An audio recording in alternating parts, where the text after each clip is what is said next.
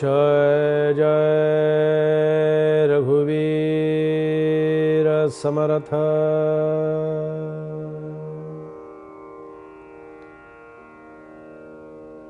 आम्हा तुम्हासी भववारिधि माझी तारू, जेवाचिता परिसिता मग होय तारू। ते दासबोध रचना घडली जयाला, वंदू निरंतरतया गुरुराजयाला।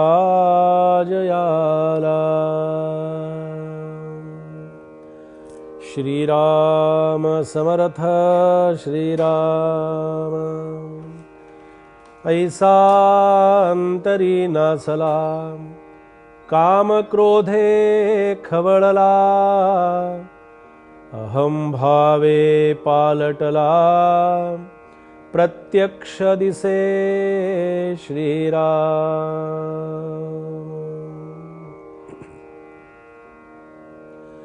श्री समर्थांच्या दासबोध ग्रंथातील पहिल्या समासाचं चिंतन आपलं सुरू आहे।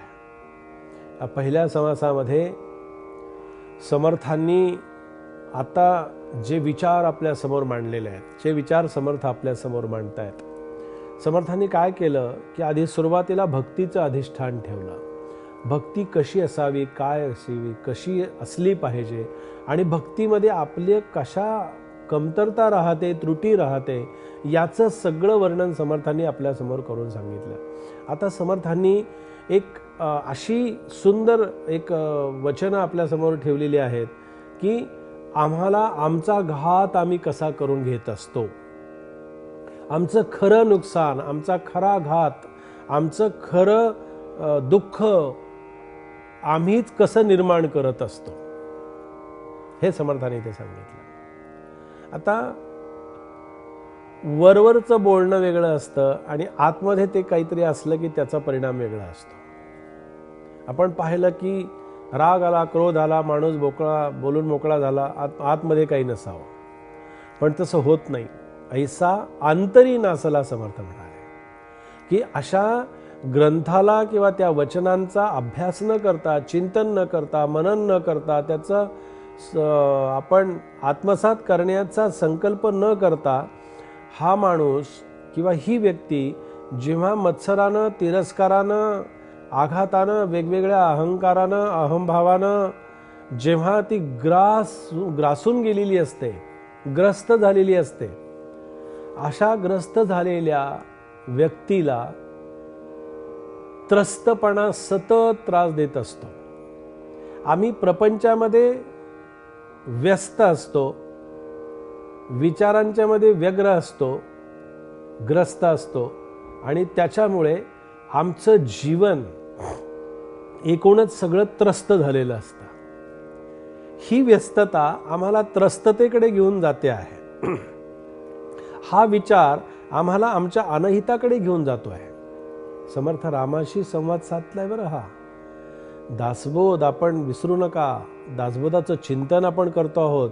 हे दासबोधाचं चिंतन म्हणजे आमचे दोषारोप काढण्यासाठी नाही आहे, आमच्यामधला त्रुटी आणि आमच्यामधला फक्त दोष दाखवणं एवढाच फक्त उद्देश नाही आहे। तर इथे समर्थ या दासबोधाच्या रूपानं प्रत्यक्ष रामचंद्रांशी, प्रभू रामचंद्रांशी संवाद साधत आहेत। आणि मला असं वाटतं की हा गुरुशिष्यांचा संवाद, याचा अर्थ हा समर्थांचा आणि प्रभू रामचंद्रांचा संवाद आहे। रामचंद्रांच्याकडे संवाद करत असताना माणसाची आणि अशा विकारग्रस्त, विकल्पग्रस्त, विषयग्रस्त आणि अशा व्यस्ततेतून त्रस्त झालेल्या माणसानं कसं जीवन तो जगत असतो, याची व्यथा समर्थ स्वतः रामाकडे मांडत आहेत। स्वतः रामाला ते निवेदन करत आहेत। अशी भावना ठेवा, अशी श्रद्धा ठेवा हे चिंतन ऐकताना। असा विचार मनामध्ये ठेवा की हे सांगतायत म्हणजे मला कुठेतरी समर्थांनी पाहिलंय असं नाही, पाहिलंही असेल, पाहतही असतील, कारण समर्थांची पुढे आपल्याला मूर्ख लक्षणं अभ्यासायची आहेत। त्याचा विचार करायचा आहे. त्या मूर्ख लक्षणाच्या वेळी आपण पाहणारच आहोत. प्रत्येक तुम्हाला सांगतो समर्थांचं मूर्ख लक्षण जे आहे ना, हे मूर्ख लक्षण म्हणजे मलाच कुठेतरी समर्थांनी बघितलं असं मला तरी नेहमी वाटतं. म्हणून आईसा अंतरी नासला समर्थ म्हणाले. आणि मग पुढे काय झालं, काम क्रोधे खवळला आणि अहंभावे पालटला प्रत्यक्ष दिसे.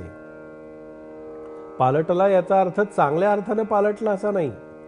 पालटला याचा अर्थ असा आहे की जो पूर्णपणे त्याच्यामध्ये वाया गेला, त्याची शक्ती व्यर्थ गेली, त्याची शक्ती क्षीण झाली. ऐसा अंतरी नासला.